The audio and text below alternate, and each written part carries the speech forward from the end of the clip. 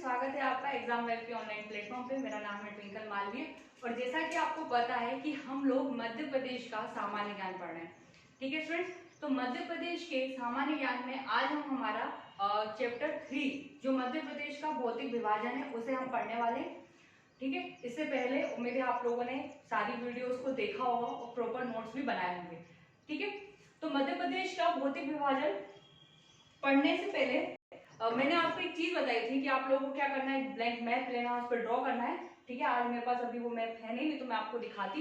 अब तो आप लोगों ने उम्मीद है वो ले लिया होगा और अच्छे से आप लोग पढ़ रहे होंगे। ठीक है, आज हम पढ़ने वाले हैं मध्य प्रदेश का भौतिक विभाजन।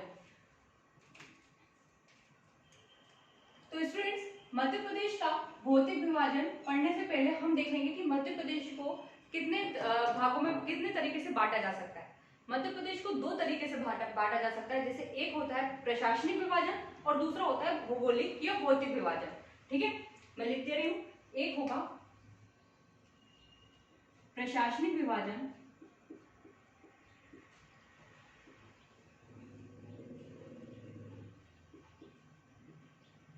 और दूसरा होगा भौगोलिक या भौतिक विभाजन। ठीक है, तो स्टूडेंट्स प्रशासनिक विभाजन में मध्य प्रदेश के संभाग और जिलों को शामिल किया जाएगा कि मध्य प्रदेश में कितने संभाग हैं, कितने जिले हैं। आपको याद हो तो हमने पहले चैप्टर जो हमारा पढ़ा है उसकी थर्ड वीडियो जो है उसमें संभाग और जिले पढ़े हुए मध्य प्रदेश के। तो हमने मध्य प्रदेश का प्रशासनिक विभाजन तो देखा हुआ है। हमें क्या देखना है, हमें देखना है मध्य प्रदेश का भौतिक विभाजन। ठीक है, या भौगोलिक विभाजन। मध्य प्रदेश का प्रशासनिक विभाजन देखते समय हमने आपको बताया था कि मध्य प्रदेश की सीमा के बारे में कि मध्य प्रदेश किन किन राज्यों से सीमा लगाते हैं। यदि आपको अच्छे से याद हो गया है तो आप लोग भी मेरे साथ बोलेंगे। मध्य प्रदेश यहाँ पर किससे सीमा लगाता है, उत्तर प्रदेश राज्य से। यहाँ लगती है किससे, राजस्थान से। यहाँ गुजरात, यहाँ महाराष्ट्र और यहाँ छत्तीसगढ़। स्टूडेंट्स, ये हमें उसकी प्रशासनिक या राजनीतिक सीमा के बारे में तो पता है, पर क्या हमने मध्य प्रदेश की भौगोलिक सीमा को देखा है? मध्य प्रदेश की भौगोलिक सीमा किन किन क्षेत्रों से लगती है, हमें ये देखना है। ठीक है, तो सबसे पहले हम ये देखेंगे कि मध्य प्रदेश के उत्तर में क्या है, गंगा यमुना का क्षेत्र है। मध्य प्रदेश के पश्चिम में क्या है, अरावली पर्वत है। मध्य प्रदेश के दक्षिण में क्या है, आपको मिलेगा यहाँ पे सतपुड़ा और ताप्ती नदी और उसके अलावा महाराष्ट्र का क्षेत्र। और मध्य प्रदेश के पूर्व में क्या है, छत्तीसगढ़ का मैदान। ठीक है, वहीं पर आप वहां पर देखेंगे जब हम रीवा पन्ना का पठार पढ़ेंगे तो छोटा नागपुर का क्षेत्र भी आपको दिखेगा। ठीक, तो ये क्या है, ये मध्य प्रदेश की भौगोलिक सीमा को निर्धारित करने वाले क्षेत्र हैं। ठीक है, जो मध्य प्रदेश की क्या बनाते हैं, एक तरह से भौगोलिक सीमा बनाते हैं। ठीक, चलिए, तो यहाँ पर मैंने लिख दिया है। अगर आप लोगों को ऐसा याद ना हो मोटा मोटा, देखिए कहीं आप पढ़ेंगे तो आपको यहाँ पर भी दिखेगा कि उत्तर पूर्व में कौन सीमा बनाता है, ऐसा लिखा होगा। मेकल श्रेणी के बारे में लिखा होगा पूर्व की तरफ। ठीक है, तो वो भी है, लेकिन मोटा मोटा अगर आपको याद रखना है तो आप इस तरीके से याद रख सकते हैं, है ना स्टूडेंट्स। प्रीलिम्स में नहीं तो मेंस में इस तरीके से आपको लिखने में मदद मिलेगी। मेंस में जब भी आपको किसी एक भौतिक प्रदेश का वर्णन करना हो तो आपको बताना पड़ेगा कि उत्तर में क्या है, दक्षिण में क्या है, इस तरीके से उसकी स्थिति लिखनी पड़ेगी। ठीक है, अब ये तो हो गया हमारे मध्य प्रदेश का, मैंने आपको एक सीमा बता दी है कि कैसी होती है सीमा।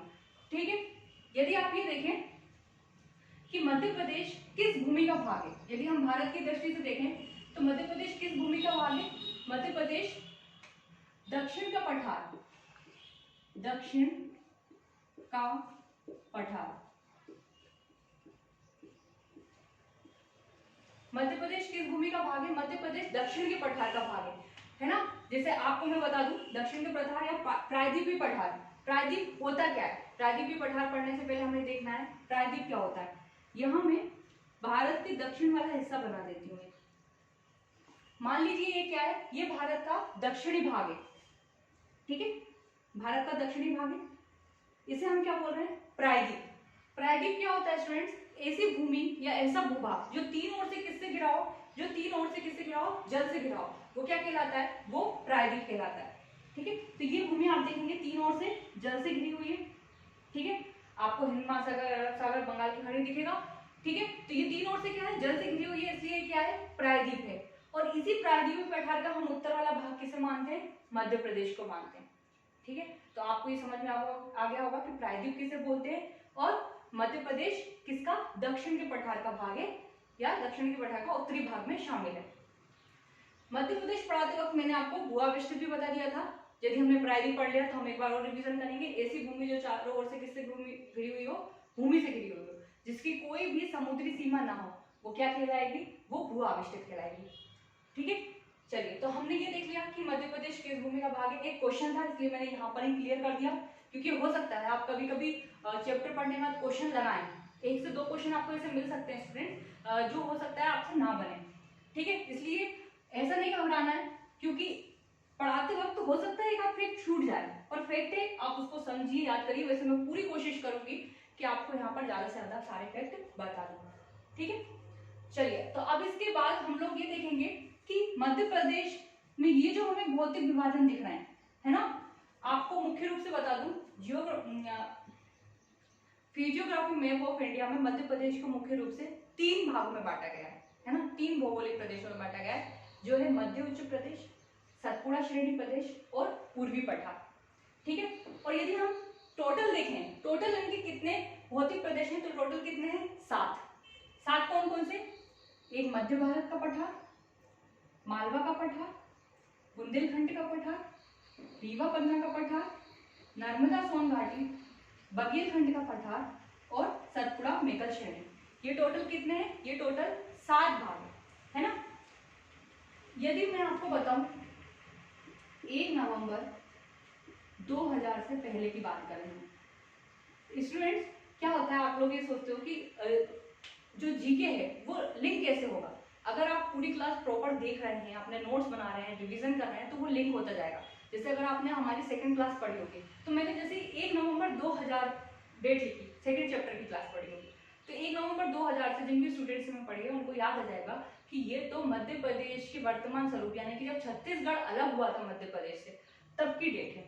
तो 1 नवंबर 2000 से पहले छत्तीसगढ़ शामिल था, इसका मतलब अब छत्तीसगढ़ यदि शामिल था तो छत्तीसगढ़ के भी भौतिक विभाग होंगे, कुछ भी मतलब भौतिक भाग होंगे या भौतिक प्रदेश होंगे जो मध्य प्रदेश में शामिल होंगे। तो 1 नवंबर 2000 से पहले, अभी हमें मैंने कितने बताया आपको, टोटल 7 हैं, 7 भौतिक प्रदेशों में बांटा गया, 7 हैं। 1 नवंबर 2000 से पहले कितने थे, 9। 2 भौतिक प्रदेश कहाँ चले गए हैं, छत्तीसगढ़ में चले गए।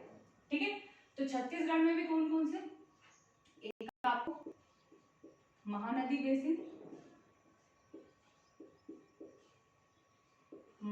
बेसिन, और दूसरा दंडकारण्य का पठार। ये दोनों भौतिक प्रदेश अब किस में है, अब छत्तीसगढ़ में शामिल है। अगर आपसे पूछा जाए 1 नवंबर 2000 सन 2000 से पहले मध्य प्रदेश के भौतिक भाग प्रदेशों की संख्या या भौतिक भागों की संख्या कितनी थी टोटल, तो आप बताएंगे 9 थी, और वर्तमान में कितनी है, वर्तमान में 7। चलिए अब हम आगे बढ़ते हैं।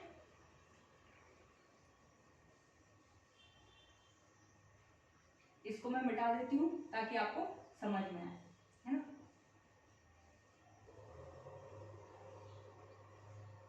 चलिए स्टूडेंट्स, मध्य प्रदेश को फिजियोग्राफी मैप ऑफ इंडिया ने 3 मुख्य रूप से 3 भागों में बांटा गया है। एक है मध्य उच्च प्रदेश, दूसरा है सतपुड़ा श्रेणी प्रदेश और तीसरा है पूर्वी पठार। ठीक है, यदि हम मध्य उच्च प्रदेश की बात करें, मध्य उच्च प्रदेश में 5 भागों को रखा गया है। एक है मध्य भारत का पठार, दूसरा रीवा पन्ना का पठार, तीसरा मालवा का पठार, चौथा बघेलखंड का पठार और 5वां नर्मदा सोन घाटी। ठीक है, यदि हम सतपुड़ा श्रेणी प्रदेश की बात करें तो सतपुड़ा श्रेणी प्रदेश में 3 श्रेणियां इसकी शामिल हैं, पर ये भाग नहीं है, ये सतपुड़ा श्रेणी के अंदर ही श्रेणी है, जबकि ये अलग अलग भागों को हमने टोटल बना के मध्य उच्च प्रदेश का नाम दिया हुआ है। ठीक है, ये है राजपीपला श्रेणी, ग्वालियर तथा महादेव श्रेणी और मेकल श्रेणी। पूर्वी पठार में बघेलखंड का पठार आता है। अब यदि हम मैप पे एक बार और देख लें ताकि आपको पूरा क्लियर हो जाए, जैसे मध्य प्रदेश है, ये आप देख रहे हैं, जो ये रेड कलर में लाइन वाला ये दिख रहा है, ये एरिया का है, क्या है, मध्य भारत का पठार। यदि आप देखें तो यहाँ पर मंसूर नीमच वाला थोड़ा सा एरिया, और यहाँ पर आपको भिंड, मुरैना, शिवपुर, ग्वालियर वाला एरिया दिखता है। फिर ये है मालवा का पठार, बुंदेलखंड का पठार, ये ब्लू स्टार्च में आपको दिख रहा है, रीवा पन्ना का पठार, ये सक्रिय रूप से आपको दिख रही नर्मदा सोन घाटी, डॉट सतपुड़ा मेकल श्रेणी और बघेलखंड का पठार।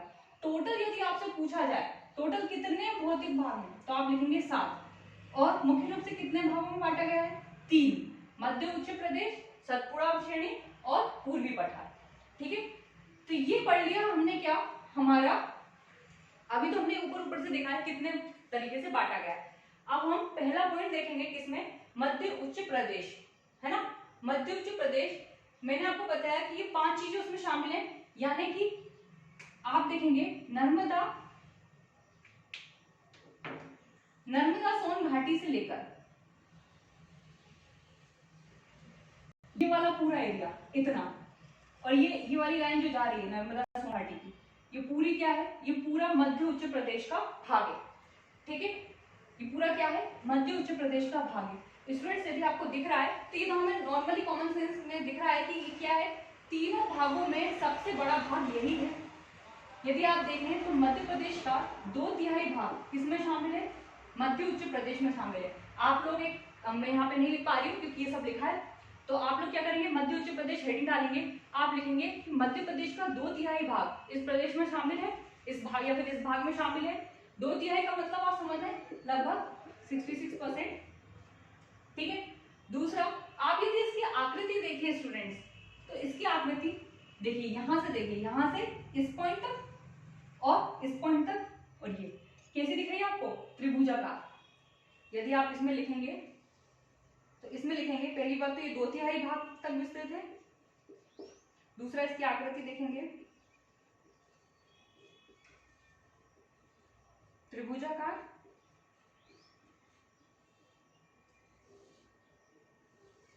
ठीक है। और तीसरी एक और चीज मैं आपको बताऊंगी, ये जो मध्य उच्च भूमि है ना, इसको गंगा यमुना का बेसिन क्षेत्र भी कहा जाता है, या गंगा बेसिन क्षेत्र भी कहा जाता है। क्यों, बेसिन का मतलब क्या होता है, अभी जब मैंने आपको बताया कि छत्तीसगढ़ से महानदी बेसिन वाला जो भाग है वो हमारे मध्य प्रदेश से जा चुका है, वो छत्तीसगढ़ का हिस्सा है। ठीक है, तभी आपको समझना था ये बेसिन क्या चीज है। जो लोग ज्योग्राफी पढ़े उन्हें बहुत अच्छे से समझ में आएगा। अभी हम यहाँ पर शॉर्ट में मैं सिर्फ आपको इतना बता देती हूँ। जैसे आपने बेसिन, आपने हमारे घर में भी देखा होगा, बेसिन होता है, उसमें क्या होता है, पूरा जल इकट्ठा होकर एक जगह से चला जाता है। ठीक है, तो ऐसे ही आप देखेंगे कि यहाँ पर जितनी भी नदियां निकलती है, उद्गमित होती हैं, वो सारी किसमें जाती है, गंगा यमुना में मिलकर प्रवाहित हो जाती है। ठीक है, तो इन्हें क्या बोलते हैं, गंगा यमुना का बेसिन क्षेत्र, है ना। यहाँ से पूरा जल कहाँ चला जाता है, गंगा यमुना में, या फिर आप बोल सकते हैं सबका ढाल कहाँ चला जाता है, उत्तर या उत्तर पूर्व की ओर। ठीक, तो ये क्या है, ये इसे गंगा यमुना बेसिन भी कहा जाता है। ठीक है, चलिए, तो इतना हमने देख लिया है किसके बारे में, मध्य उच्च प्रदेश के बारे में। अब हम शुरू करेंगे मध्य भारत का पठार। मैं अभी साइड होंगी, आपको स्क्रीनशॉट लेना है और आपको ये पूरा स्क्रीनशॉट ले लेना है, फिर मैं इसको मिटाकर आपको पढ़ाऊंगी क्या, मध्य भारत का पठार।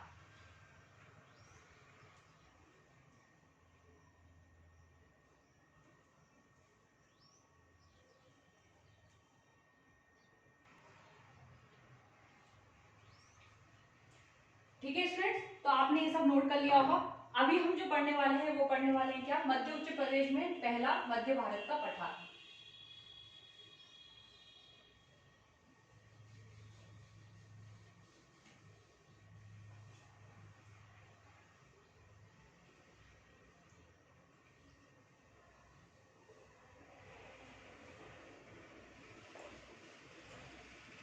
चलिए शुरू करते हैं मध्य भारत का पठार।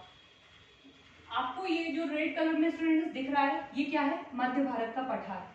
ठीक, यदि इसकी बात करें, वैसे आपसे ऐसे जिले पूछे नहीं जाएंगे क्योंकि पूरे जिले इनका बता पाना संभव नहीं। कुछ जिले आंशिक लगते हैं, यदि हमें मेंस में लिखना होता है तो हम कुछ जिलों का नाम रख देते हैं जो प्रॉपर लगते हैं, और कुछ जिले से लिख देते हैं आंशिक या पूर्णतः लगते हैं।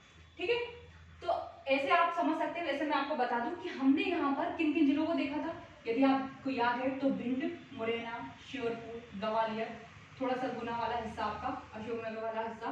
ठीक है, गुना ही लिखिए। ठीक है, अशोकनगर सबसे चलेगा, मंदसौर और नीमच। ठीक, नीमच और मंदसौर, मंदसौर का थोड़ा बहुत आप लिख सकते हैं अंशतः।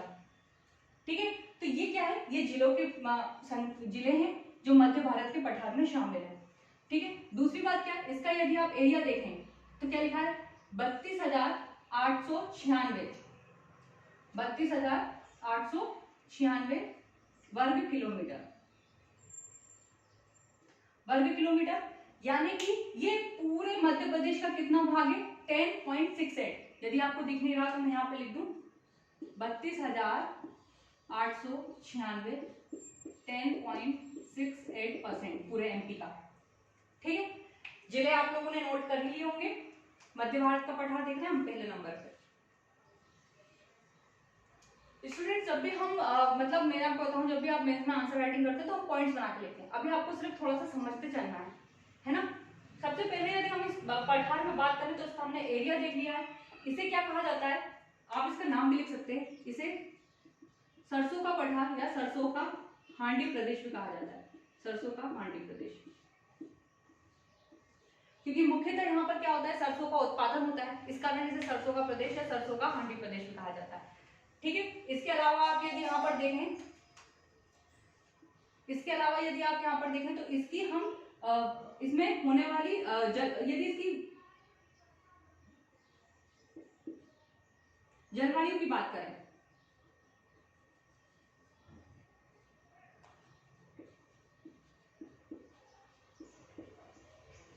यदि हम इसकी जलवायु की बात करें स्टूडेंट्स, तो आप लोग देखेंगे कि एक मिनट रुकिएगा, मैं चेक कर लूं वीडियो प्रॉपर चल रहा है।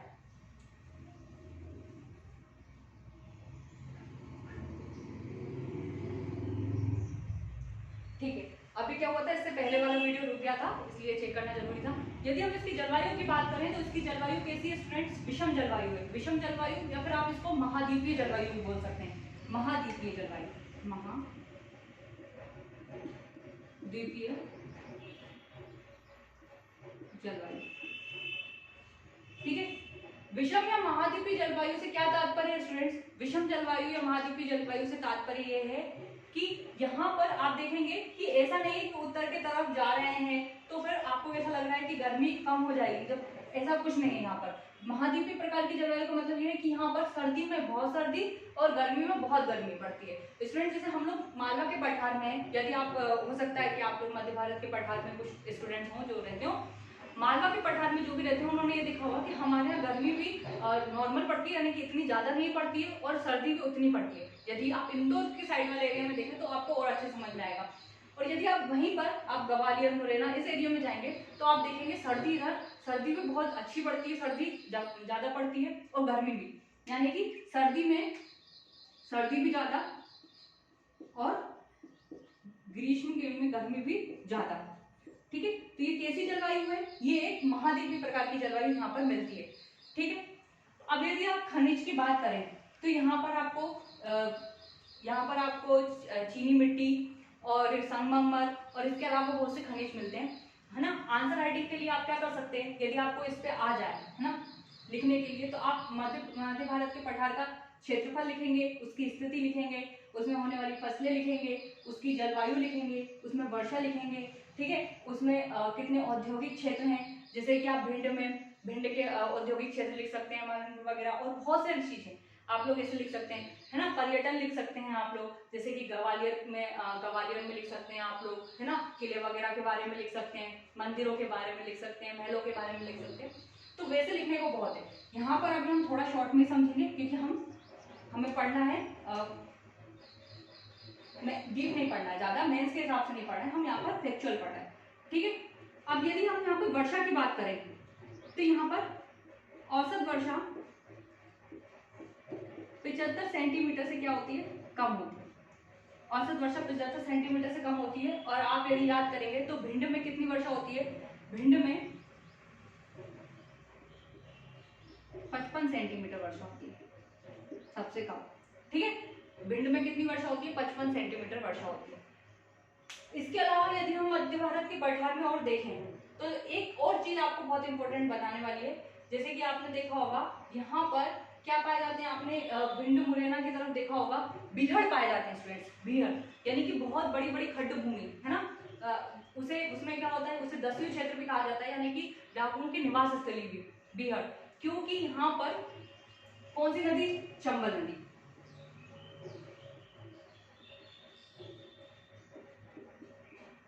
स्टूडेंट्स वनों की कटाई और मिट्टी के अपरदन के स्वरूप ये भूमि कैसी बन गई है, ये वाली जो ऊपर की भूमि है कैसी बन गई है, ये बीहड़ प्रदेश के रूप में बन गई है। चंबल नदी ने वहां पे अपरदन करके इसको बहुत काट छाट दिया है और बहुत गहरी गहरी खड्ड भूमि बनाई है।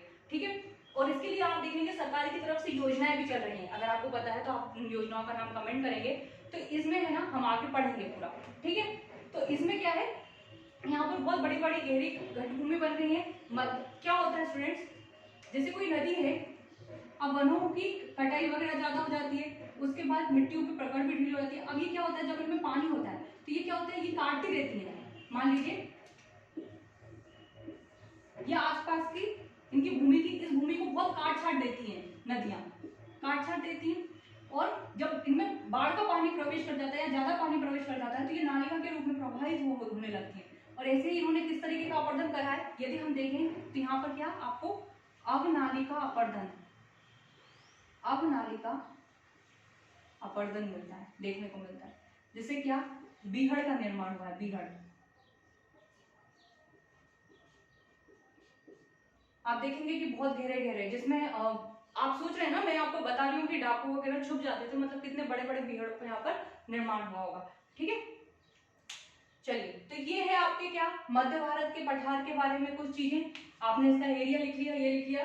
ठीक है, अब हम आएंगे सेकंड हमारे मालवा के पठार पे। आप लोग चाहे इसका स्क्रीनशॉट ले लीजिए, फिर हम किस पे आएंगे, मालवा के पठार पे।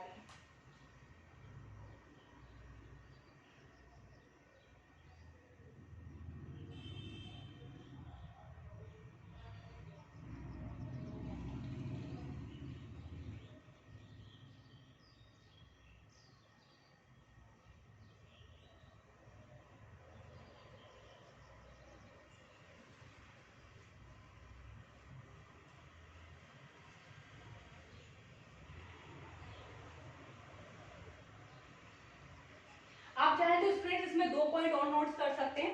यहाँ की अगर मिट्टी के बारे में हम बात करें, मिट्टी, क्योंकि नदियां बहा के लाई है, यहाँ पर क्या मिलता है, जलोढ़ मिट्टी। आपने देखा होगा यहाँ पे गंगा यमुना का बेसिन, गंगा यमुना का क्षेत्र है, तो वहां पर नदियां बहा के क्या जाती है, जब भी नदियां जहां से ज्यादा गुजरती है वहां पर क्या जलोढ़ मिट्टी पाई जाती है, जलोढ़ मिट्टी यहाँ पे पाई जाती है। ठीक है, तो इतना आप लोगों ने नोट कर लिया है। अब हम आते हैं नेक्स्ट पे।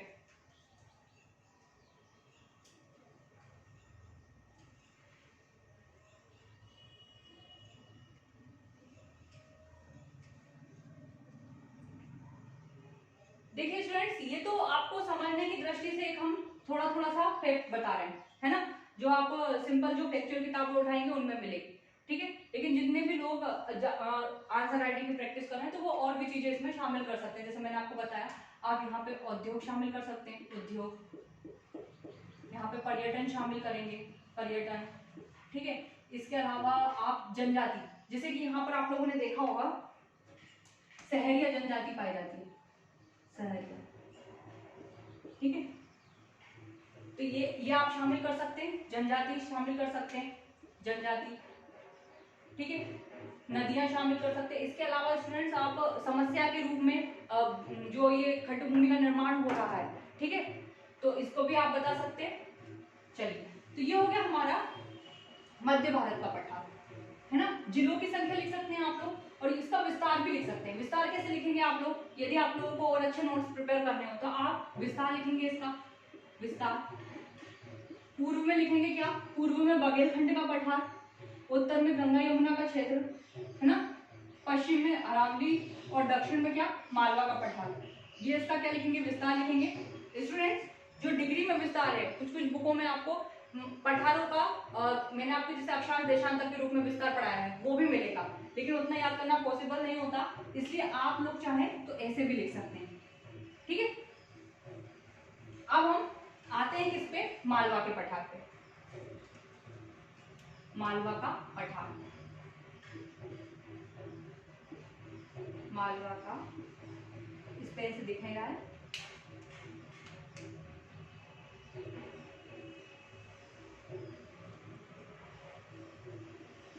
मालवा का पठार।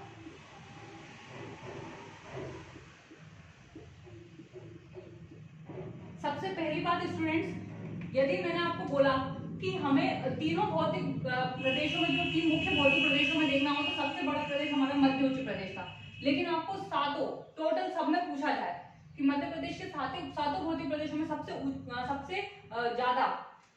ज्यादा कौन सा भाग है, कौन सा प्रदेश है जो सबसे बड़ा प्रदेश में, वो है मालवा का पठार। आप देखेंगे कि ये सबसे बड़ा आपको दिख भी रहा है, 28.62% भाग क्या है, मालवा के पठार का भाग है। ठीक है, तो आप ये देखेंगे कि ये क्या है, सबसे बड़ा पठार है, सबसे बड़ा भौतिक प्रदेश। क्षेत्रफल आप देखेंगे 88,222 वर्ग किलोमीटर, जो कितना है 28.62%। ठीक, यदि आप इसका विस्तार देखें तो इसके उत्तर में मध्य भारत का पठार, पूर्व में बुंदेलखंड और रीवा पन्ना का पठार, पश्चिम में अरावली श्रेणी और दक्षिण में नर्मदा घाटी प्रदेश। ठीक है, ये है इसका विस्तार। मैंने जो बोला है आप लोग धीरे धीरे से सुनेंगे और ये लिखेंगे। ठीक, तो ये तो होगी दूसरी बात। तीसरा आपको ये लिखना है कि वैसे मैंने आपको बताया था कि मध्य प्रदेश को नदियों का मायका कहते हैं, लेकिन आपसे पूछा जाए कि निम्नलिखित में से किसे नदियों का मायका कहा जाता है और आपको ऑप्शन में दे दिया जाए पठार, मालवा का पठार, रीवा पन्ना का पठार, है ना, सतपुड़ा मेकल श्रेणी, तो आप क्या बताएंगे, मालवा का पठार। नदियों का मायका किसे कहा जाता है, अगर पठार पूछे तो मालवा का पठार, प्रदेश पूछे तो मध्य प्रदेश। ठीक है,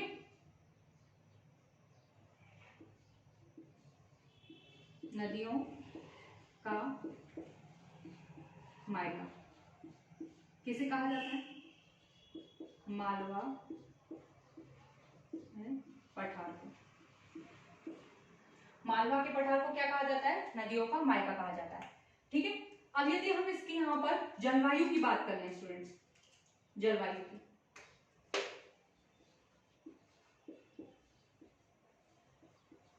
जलवायु से पहले अगर आपको जिले देखने हैं तो आप देख सकते हैं, आप यहाँ पे देखेंगे भोपाल, सीहोर, उज्जैन, राजगढ़, आगर मालवा, इंदौर, विदिशा, रायसेन, ये सारे जिले कहाँ पर हैं, मालवा के पठार के भाग है ना। यहाँ पर आप देखेंगे धार वगैरह थोड़ा सा वो तो नहीं, हाँ ठीक है, इतना आप ये देखेंगे ना, ये किसके भाग है, मालवा के पठार के भाग है। ठीक है, मालवा जनजाति के नाम पे ऐसा माना जाता है, नाम मालवा पड़ा। और स्टूडेंट्स यहाँ पर अगर आप देखेंगे तो काली मिट्टी पाई जाती है ना, क्योंकि इसका निर्माण किससे हुआ है। सबसे पहले हम देखेंगे, अगर मालवा के पठार के निर्माण की यदि बात करें,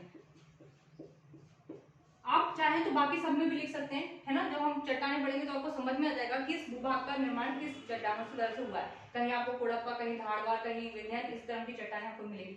लेकिन मालवा के पठार का जो निर्माण है वो हम दक्कन ट्रेप की बेसाल्ट चट्टानों या फिर लावा निक्षेप से मानते हैं, दक्कन ट्रेप की बेसाल्ट चट्टान। मतलब हुआ क्या होगा स्टूडेंट्स, यहाँ पर ज्वालामुखी होगा, ज्वालामुखी से लावा बाहर निकला होगा और लावा के ठंडा होने से ये प्रदेश बना है। ठीक है, ऐसा माना जाता है। तो यहाँ पर जहां पर भी लावा भूमि पाई जाती है वहां पर कौन सी मिट्टी पाई जाती है, यदि आप मिट्टी की बात करेंगे तो यहाँ पर कौन सी, काली मिट्टी पाई जाती है। हम मिट्टियों वाला एक चैप्टर पूरा पढ़ेंगे जिसमें हम देखेंगे कि काली मिट्टी भी 3 श्रेणियों में, गहरी काली, साधारण काली और छिछली काली इस रूप में मिलती है। ठीक, तो यहाँ पर क्या मानी जाती है, मुख्यतः काली मिट्टी का प्रदेश है ना। तो आप देखेंगे कि सोयाबीन बहुत अच्छे से होता है।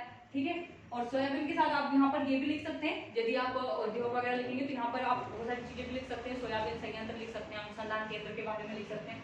ठीक है, देखा जाए तो जो ये मालवा का पठार है, मालवा का पठार बहुत सारे पूरे मध्य प्रदेश में उन्नत पठार माना जा सकता है, क्योंकि यहाँ पर औद्योगिक रूप से काफी विकास हुआ है। आप देख सकते हैं कि है ना, पीथमपुरा वगैरह और बहुत सारी जगह यहाँ पर ऐसी है जहाँ पर औद्योगिक रूप से खूब विकसित हुई है। ठीक है, जलवायु की यदि आप बात करें तो जलवायु यहाँ पर कैसी है, समशीतोष्ण मानसूनी, यानी कि गर्मी में साधारण गर्मी और ठंड में साधारण ठंड, ना तो ज्यादा गर्मी ना ज्यादा सर्दी पड़ती है, तो इसको क्या बोलेंगे, समशीतोष्ण।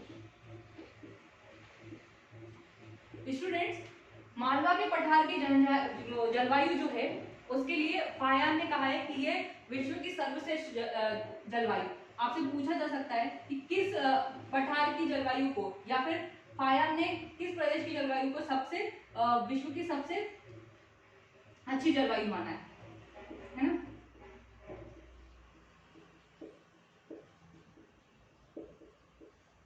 सर्वश्रेष्ठ जलवायु का। ठीक है, तो ये कुछ पॉइंट हमने मालवा के पठार के बारे में पढ़े। आप लोग चाहें तो इसमें और चीजें लिख सकते हैं, पर्यटन से लिख सकते हैं, है ना, उज्जैन के बारे में और बहुत सारी चीजों के बारे में लिख सकते हैं। उद्योग तो बहुत ही है, तो बहुत तरीके के उद्योगों के बारे में आप लिख सकते हैं यहाँ पे। ठीक है, तो ये है हमारे मालवा का पठार। आप लोग इसका स्क्रीनशॉट लीजिए।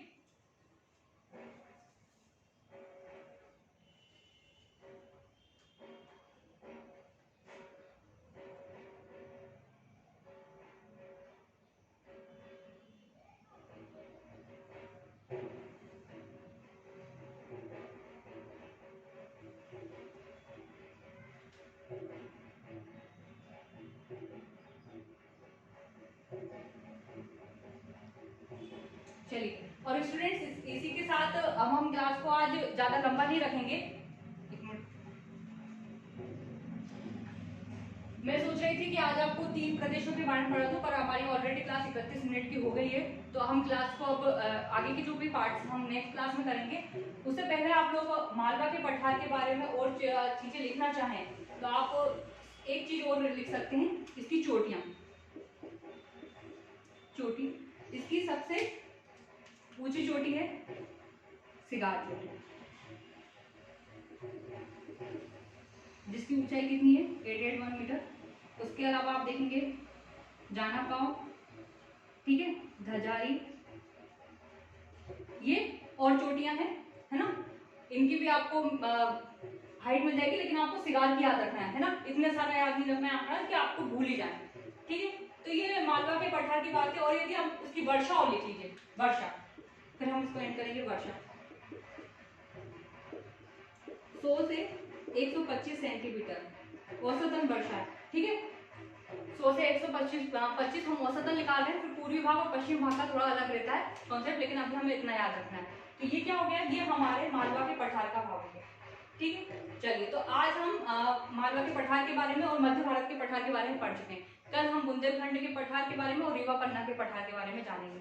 तो स्टूडेंट्स, ये क्लास आपको कैसी लगी, आपको इसका आंसर कमेंट बॉक्स में बताना है। और साथ ही आप लोग कमेंट करिए जितने भी लोग देख रहे हैं, है ना, कम से कम पता तो चले कि आप लोग पढ़ रहे हैं। तो और इसी तरह की वीडियोस के लिए हमारे चैनल को लाइक करें, शेयर करें, सब्सक्राइब करें। Thank you.